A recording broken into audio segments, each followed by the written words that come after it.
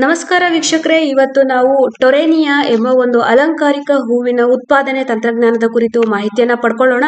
ನಾನು doctor ಚನ್ಮತಿ Nayak, ATS ತೋಟಗಾರಿಕೆ ವಿಜ್ಞಾನಿ, ICAR ಕೃಷಿ ವಿಜ್ಞಾನ ಕೇಂದ್ರ, ಕಲಬುರಗಿ ಕೃಷಿ ವಿಜ್ಞಾನಗಳ ವಿಶ್ವವಿದ್ಯಾಲಯ, ರಾಯಚೂರು.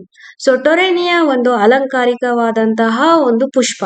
ಇದನ್ನ ನಾವು ಹೆಚ್ಚಾಗಿ ಈ ಪುಷ್ಪ ಪ್ರದರ್ಶನಗಳಲ್ಲಿ ಅಲಂಕಾರಕ್ಕಾಗಿಯೇ ಹೆಚ್ಚಾಗಿ ಬಳಸ್ತೀವಿ. ಅಲ್ಲದೆ ಇದನ್ನ ನಾವು ಈ ರೀತಿ ಪಾಟ್ಗಳಲ್ಲಿ ಬೆಳಿಬಹುದು. ಹಾಗೆ ಈ ಬೆಡ್ಗಳಲ್ಲಿ ನಾವು ಹೂವಿನ ಹಾಸಿಗೆಗಳಂತೆ ಕೂಡ ಇದನ್ನ ನಾವು ಬೆಳಿಬಹುದು. ಬಹಳ ಆಕರ್ಷಕವಾಗಿ ಕಾಣುತ್ತೆ. ನಂತರ ಈ ಬೆಳೆಯನ್ನ ಬೆಳಿಬೇಕು ಅಂತಂದ್ರೆ ಮುಖ್ಯವಾಗಿ ನಮಗೆ ಪ್ರಕಾಶಮಾನವಾದಂತ ಸೂರ್ಯನ ಬಿಸಿಲು ಇರಬೇಕು. ಈ ರೀತಿ ತೆರೆದ ಪ್ರದೇಶದಲ್ಲಿ ಚೆನ್ನಾಗಿ ಬೆಳವಣಿಗೆಯನ್ನ ತೋರಿಸುತ್ತೆ. ಹಾಗೆ ಮಣ್ಣು ಚೆನ್ನಾಗಿ ನೀರು ಬಸದೋಗುವ ಮಣ್ಣಿರ್ಬೇಕು, ನೀರು ನಿಲ್ಬಾರ್ದು. ಹಾಗೆ ಮಣ್ಣಿನ ರಸಸಾರ 6 ರಿಂದ 7 ಇದ್ರೆ ಈ ಬೆಳೆಗೆ ಉತ್ತಮ. ಇದರಲ್ಲಿ ಬಹಳಷ್ಟು ರೀತಿಯ ತಳಿಗಳು ಲಭ್ಯ ಇದೆ. ಬೇರೆ ಬೇರೆ ಬಣ್ಣದಲ್ಲಿ, ವರ್ಣಗಳಲ್ಲಿ ಲಭ್ಯ ಇದೆ. ಇಲ್ಲಿ ನೀವು ನೋಡ್ಬೋದು, ನೀಲಿ ಬಣ್ಣ, ಹಾಗೆ ನೀಲಿಯ ಬೇರೆ ಬೇರೆ ಶೇಡ್ಗಳಲ್ಲಿ ಲಭ್ಯ ಇದೆ. ಕಡು ನೀಲಿ ಬಣ್ಣ ಇರ್ಬೋದು, ತಿಳಿ ನೀಲಿ ಬಣ್ಣ, ಹಾಗೆ ಬಿಳಿ ಬಣ್ಣದಲ್ಲಿ, ಹಳದಿ ಬಣ್ಣ, ಪಿಂಕ್ ಬಣ್ಣದಲ್ಲಿ, ಹೀಗೆ ವಿಶಿಷ್ಟವಾಗಿ ಬೇರೆ ಬೇರೆ ಬಣ್ಣದಲ್ಲಿ ಲಭ್ಯ ಇದೆ.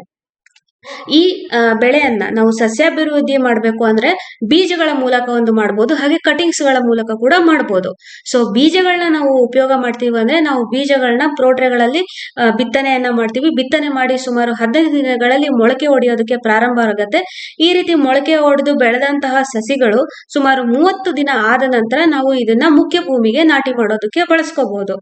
ಈ ರೀತಿ ತೆಗೆದುಕೊಳ್ಳುವಂತ ಸಸಿಗಳಲ್ಲಿ ಸುಮಾರು 4 ರಿಂದ 5 ಎಲೆಗಳು ಇದ್ರೆ ಉತ್ತಮ.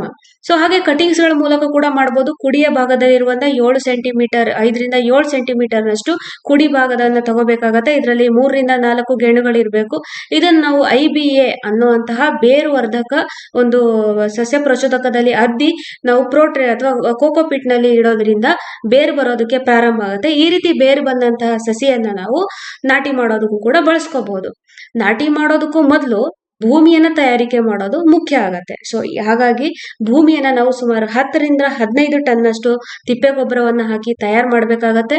ಈ ರೀತಿ ತಯಾರು ಮಾಡಿರುವಂತಹ ಭೂಮಿಗೆ ಒಂದು ಸಸಿಯಿಂದ ಇನ್ನೊಂದು ಸಸಿಗೆ 1 ಫುಟ್ ನಷ್ಟು ಅಂತರ, ಹಾಗೆ ಒಂದು ಸಾಲಿಂದ ಇನ್ನೊಂದು ಸಾಲಿಗೆ 1.5 ಫುಟ್ ನಷ್ಟು ಅಂತರವನ್ನ ನೀಡಿ ನಾವು ನಾಟಿಯನ್ನ ಮಾಡ್ಬೇಕಾಗತ್ತೆ.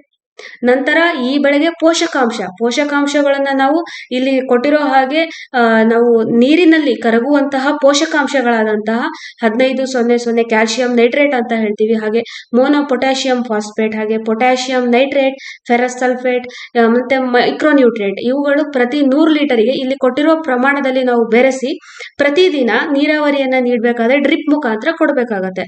7ನೇ ದಿನ ನಾವು ಯಾವುದೇ ಬರೀ ನೀರನ್ನ ಕೊಡ್ಬೇಕಾಗತ್ತೆ.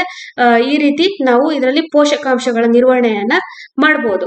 ಕೊನೆಯದಾಗಿ ಈ ಬೆಳೆ ನಮಗೆ ಹೂ ಬರೋದಕ್ಕೆ ಸುಮಾರು 50 ದಿನ ಆದ ನಂತರ ಹೂ ಬರೋದಕ್ಕೆ ಪ್ರಾರಂಭ ಆಗತ್ತೆ. ಹೂ ಬಂದಂತ ಹೂಗಳು ಸುಮಾರು 1 ತಿಂಗಳವರೆಗೂ ಉತ್ತಮವಾಗಿ ಆಕರ್ಷಕವಾಗಿ ಕಾಣುತ್ತೆ.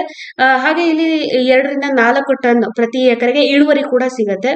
ಇಲ್ಲಿ ಇಳುವರಿಯ ಬಗ್ಗೆ ಹೇಳೋಕ್ಕಿಂತ ನಮಗೆ ಇದು ಆಕರ್ಷಕವಾಗಿ ಕೇವಲ ಪ್ರದರ್ಶನ ಬೆಳೆಯುವಂತಹ ಒಂದು ಹೂವಿನ ಗಿಡ.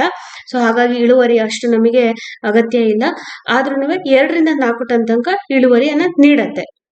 ಇದಿಷ್ಟು ಟೊರೇನಿಯಾ ಅನ್ನುವಂತಹ ಒಂದು ಅಲಂಕಾರಿಕ ಹೂವಿನ ಗಿಡದ ಕುರಿತು ಮಾಹಿತಿ. ಧನ್ಯವಾದಗಳು.